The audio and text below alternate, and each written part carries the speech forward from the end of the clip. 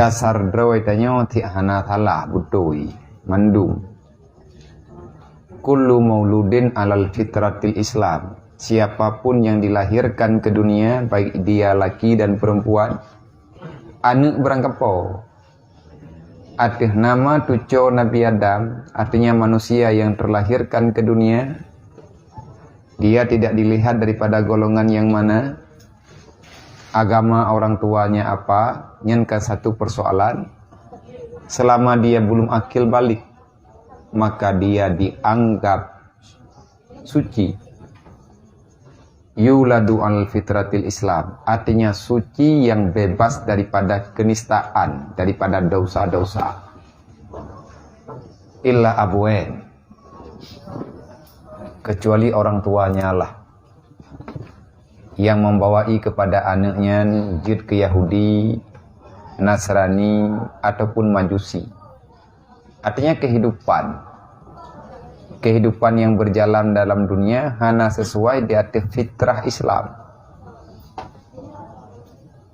Menyeurang God mentang iman gaknyan mentang suci murni, maka akan ada rasa malu yang besar. Kan malengan orang, malengan Allah. Sehingga katanya orangnya dipertontonkan dengan sesuatu tontonan yang sangat memilukan. Tak kalian lagi tanya macam-macam dua media dengan komentar yang macam-macam. Berani udah. Kenapa berani? Rasa malunya hilang. Bahkan kadang rasa male karena malenya kenli diarahkan li iman. Dan kajian Nabi ini pegah putra libasul iman haya, al haya'u libasul iman. Male adalah pakaian iman. Menya iman hanali male, menya udang hanali male, nyen kagadah pakaian ni imannya. Mana te kagadah pakaian, ujung-ujungnya hana aman lah.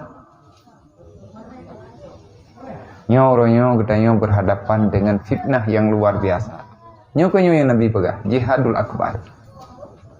Ada peperangan yang sangat dahsyat, dan kalau seandainya tidak ada yang mendamaikan, akan ada pertumpuhan darah yang sama. Tidak ru darah lagi ru darah uronyo tanya wo yang mau perang. Paling gadah nyawang bak tamu perang talawan kafi mati dalam keadaan syahid, hilangnya nyawa masuk surga hana masalah. Tetapi andai kata talu bak perang nafsu, nyoy yang mati bukan nyawa. Walaupun nanti ujung-ujung jika ada nyawa syid, artinya jika sebab intangnya.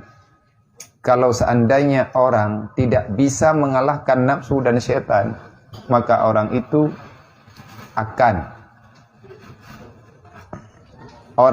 akan berhadapan dengan kekalahan yang luar biasa dunia dan akhirat.